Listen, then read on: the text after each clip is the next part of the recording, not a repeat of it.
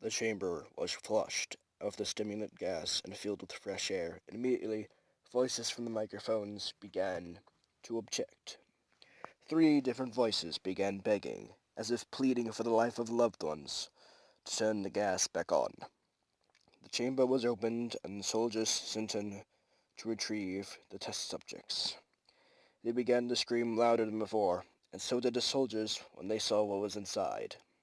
Four of the five subjects were still alive, although no one could rightly call the state that any of them were in life. The food rations past day 5 had not been so much as touched. There were chunks of meat from the dead subjects' thighs and chests stuffed into the drain in the center of the chamber, blocking the drain and allowing 4 inches of water to accumulate on the floor. Precisely how much of the water was actually blood was never determined. All 4 surviving test subjects also had large portions of muscle and skin torn away from their bodies. The destruction of flesh and exposed bone on their fingertips indicated that the wounds were inflicted by hand, not with teeth, as the researchers initially thought. Closer examination of the position and angles of the wounds indicated that most, if not all of them, were self-inflicted. The abdominal organs below the ribcage of all 4 test subjects has been removed, while the heart, lungs, and diaphragm remained in place. The skin and most of the muscles attached to the ribs had been ripped off, exposing the lungs through the rib cage.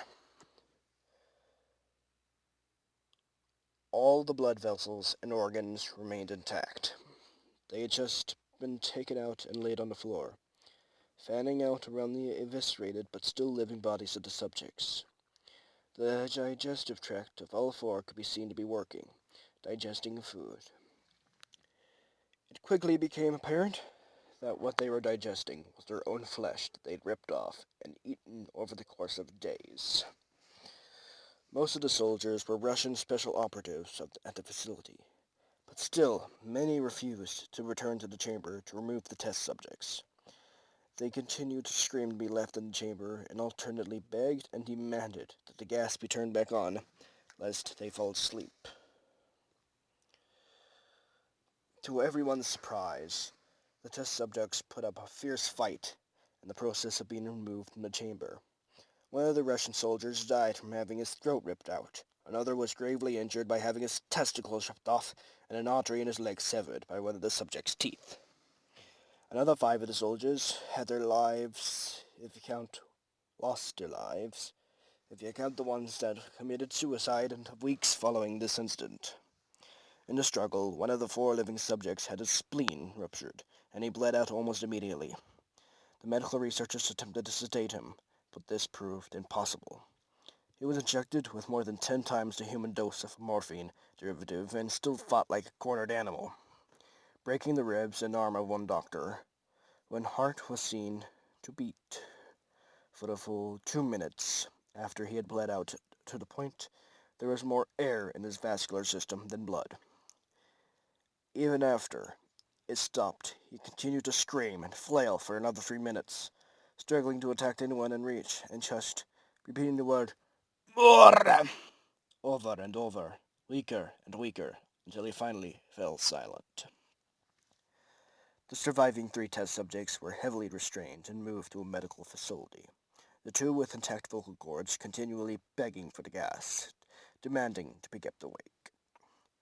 The most injured of the 3 was taken to the only surgical operating room the facility had.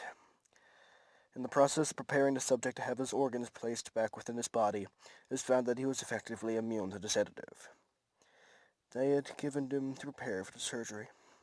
He fought furiously against his restraints when the anesthetic gas was brought and put him under. He managed to tear out most of the way through a 4-inch wide leather strap on one wrist, even through the weight of a 200-pound soldier holding that wrist as well. It took only a little more anesthetic than normal to put him under, and the instant his eyelids fluttered and closed, his heart stopped. In the autopsy of the subject that died on the operating table, it was found that his blood had tripled the normal amount of oxygen. His muscles that were still attached to his skeleton were badly torn, and he had broken 9 bones in his struggle not to be subdued. Most of them were from the force his own muscles had exerted on him.